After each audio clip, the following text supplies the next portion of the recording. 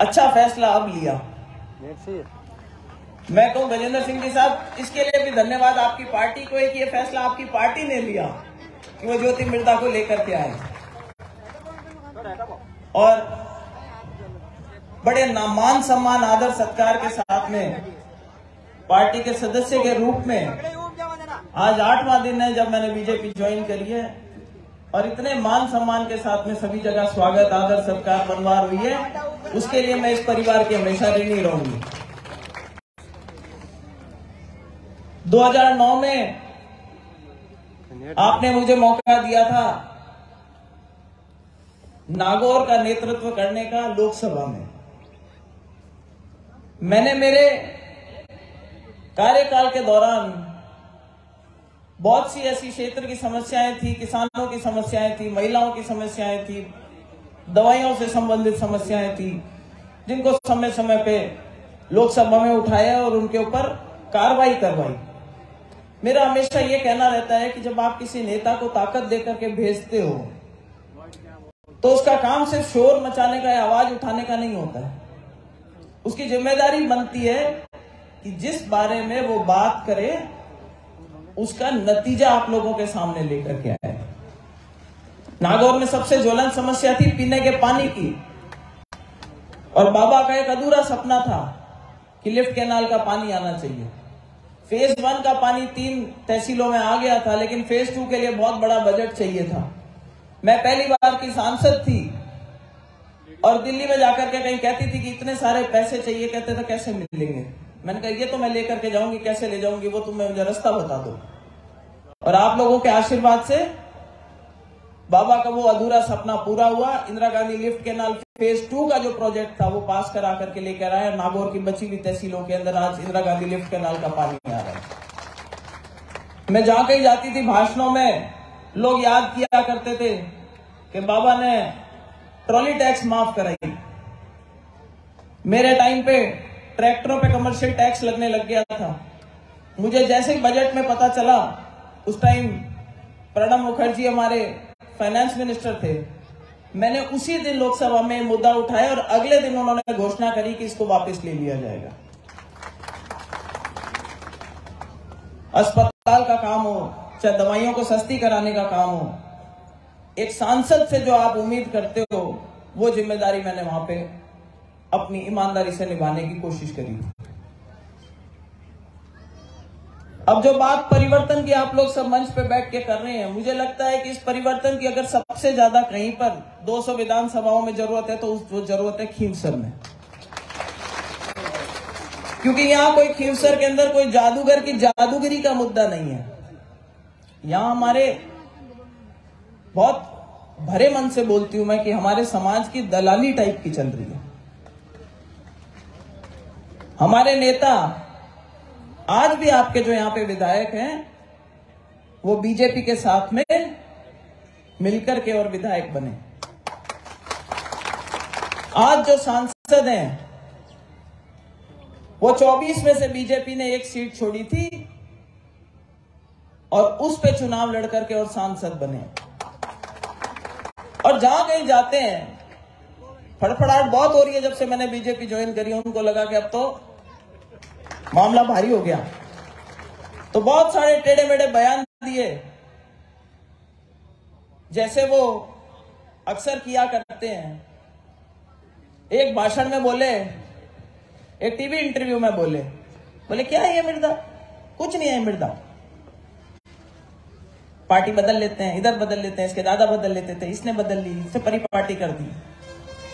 अरे आप जिस परिवार से आते हो, आप जिस खानदान से आते हो, रामदेव जी ने आप लोगों का प्रतिनिधित्व किया। पहला चुनाव कांग्रेस से लड़े और जीते, दूसरा चुनाव कांग्रेस अर्थ से लड़े, तीसरा चुनाव लोकदल से लड़े, चौथा चुनाव जनता दल से लड़े और 5वां चुनाव लड़ने के लिए जब वो बीजेपी के उम्मीदवार थे उनका देहांत हो गया और वो चुनाव कैंसिल हुआ। हनुमान बेनीवाल जी जब खुद आए तो पहला चुनाव इनेलो से लड़े, उसके बाद बीजेपी से विधायक रहे, फिर निर्दलीय चुनाव लड़े। मेरे सामने जब बात करते हैं कि इतनी बार तो हरा दिया, बार बार क्या हराता रहूंगा, यही मेरा काम रह गया। भाई साहब, चुनाव तो आपने 2 लड़े हैं। 2014 में आप दलालियां खाने के लिए निर्दलीय लाए थे चुनाव, ताकि ज्योति मिर्धा के वोट बढ़ सके और कहीं ऐसा नहीं हो ज्योति मिर्धा चुनाव जीत जाए। पर आपकी तो जमानत जब्त हुई थी, तो जीते तो सीआर साहब थे उस टाइम। और रही बात 2019 में, तो वो 4 टायर जो थे ना, जो लेकर आए थे, वो सारे के सारे बीजेपी के गाड़ी के टायर थे, जिनके दम पे वो चुनाव जीत करके गए थे यहां से। फिर उनको लगा ये तो गड़बड़ हो गई, बीजेपी का तो भीड़ू बनने में अब कोई फायदा नहीं है, क्योंकि राजस्थान में जो सरकार है वो गहलोत साहब की है। और अपने जो छोटे बड़े मोटरसाइकिल छुड़वाने के और अपने टोल फ्री कराने का, और किसी को छोटे मोटे जो पुलिस में काम चलते रहते हैं, बोले ये काम तो रुक गए, अब क्या करें। तो उन्होंने कहा काम नहीं चलेगा। जितने में जो हमारी सरकार थी वो 2 हिस्सों में बढ़ गई और एक टांग पे आ गई। सरकार गिरती सी दिखी तो लपक करके बीजेपी का दामन छोड़े हुए अपने 3 एमएलए को लेकर के और गहलोत साहब के चरणों में जाकर के पड़ गए कि साहब आप चिंता मत करो, आपकी सरकार अगर हिलेगी ना तो वोट मैं दूंगा।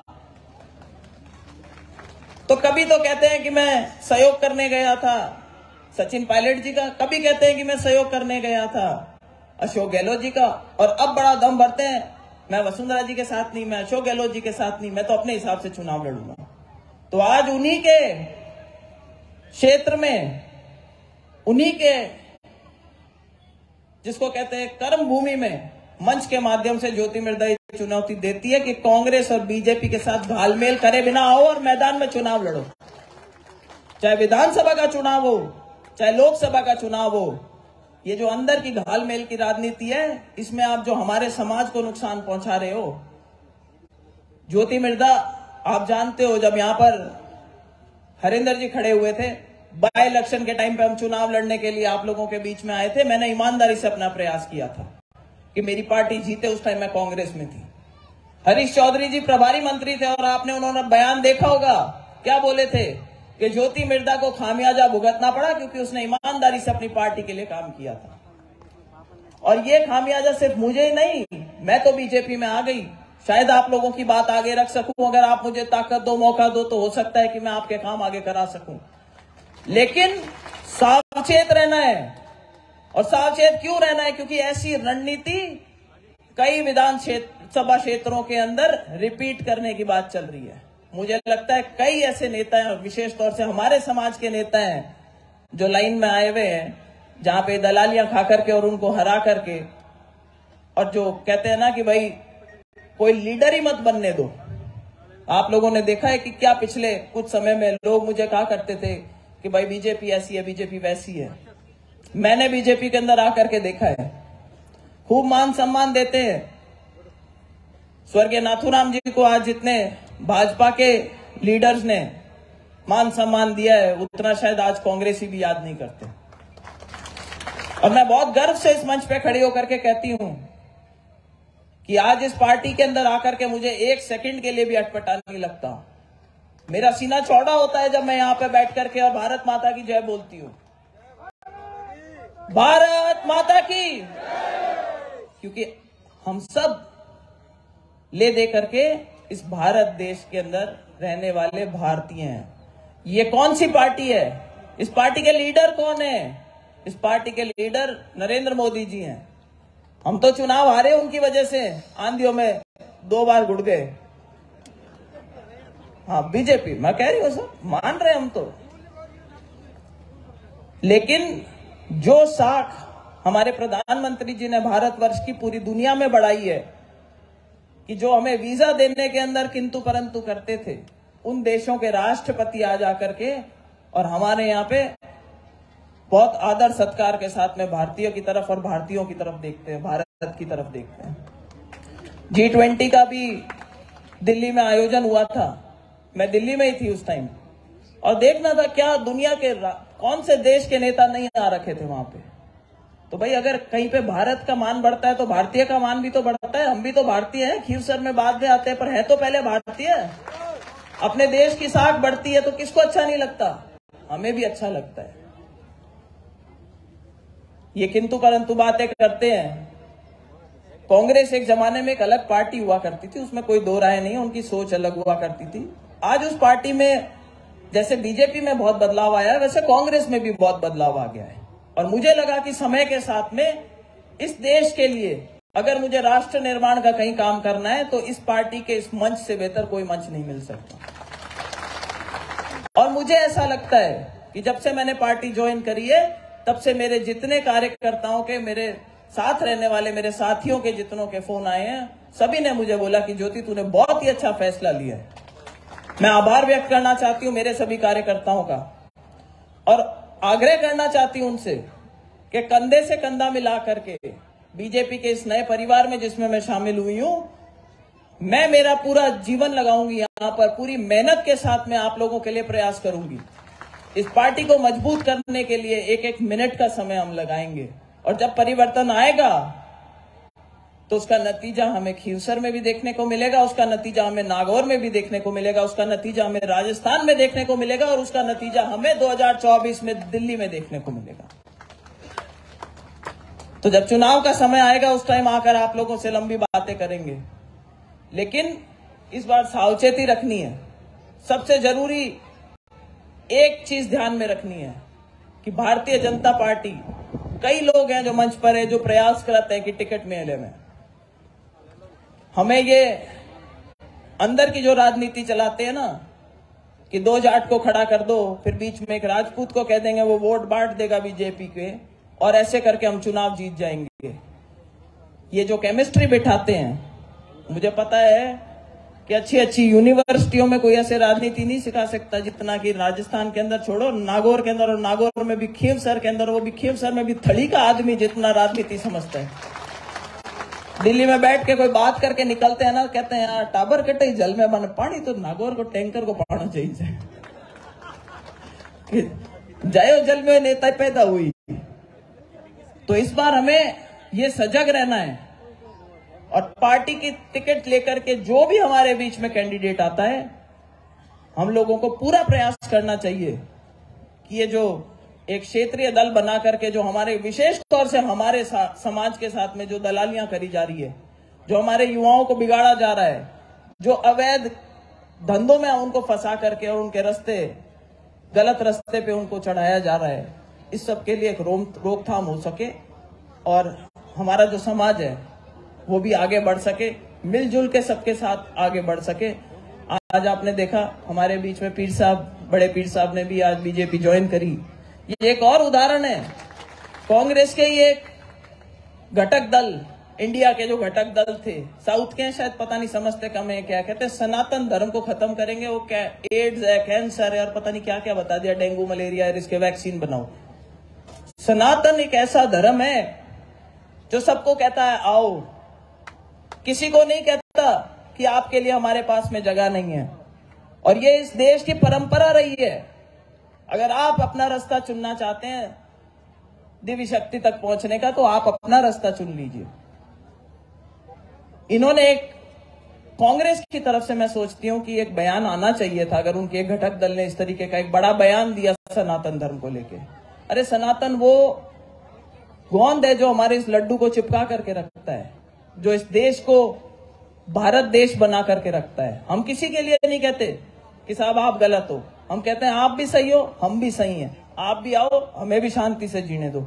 लेकिन हमारे देश में ही आकर के हमारे ही लोग हमारे को अगर ये कहते हैं कि सनातन को खत्म करना है, तो वो एक गलत बात है और इसकी मैं इस मंच के माध्यम से निंदा करना चाहती हूँ। ज्यादा बात अभी नहीं करेंगे, आगे भी कार्यक्रम है, यात्रा का लंबा कार्यक्रम है और आप सभी का जो मान सम्मान आप लोगों ने हमारा किया यात्रा के माध्यम से, इतनी बड़े संख्या में डीजे लेकर के आए, इतनी बड़ी संख्या में गाड़ियां हमारे साथ चली, रोड शो आप लोगों ने किया, इतनी बड़ी संख्या में माताएं बहनें यहाँ पर अभी सब अपना घर का काम काज सब छोड़ करके आप लोग यहाँ विराजमान हो, बड़े बुजुर्ग जो इतनी शांति से हमारी इस पूरी व्यवस्था को बनाए रखे हैं। आप सभी का बहुत बहुत आभार व्यक्त करती हूँ और आप लोगों को एक बार पुनः विश्वास दिलाती हूँ कि परिवर्तन तो आएगा, परिवर्तन आप लोग लेकर के आएंगे और उसके बाद जो जिम्मेदारी है वो हम जनप्रतिनिधियों की शुरू होगी और हम लोग आप लोगों के बीच में आकर के आपकी जो समस्याएं हैं उनका निराकरण करने का पूरा प्रयास करेंगे। तो आज से इसको मिशन बना लीजिए। 2023 के अंदर नागौर राजनीति की धुरी है और जो आवाज यहां से उठेगी वो पूरे राजस्थान में जाएगी। और आज जो एक खीवसर से आवाज उठे, हम शाम तक जब तक ओस यहां पहुंचे उससे पहले ये आवाज पूरे राजस्थान में चली जानी चाहिए कि भाई परिवर्तन की लहर आ गई है और नागौर में और खीवसर में इस बार बीजेपी की आंधी चल रही है, आंधी। इन्हीं शब्दों के साथ आप सबका एक बार पुनः बहुत बहुत आभार, धन्यवाद। राम राम, सत जय हिंद।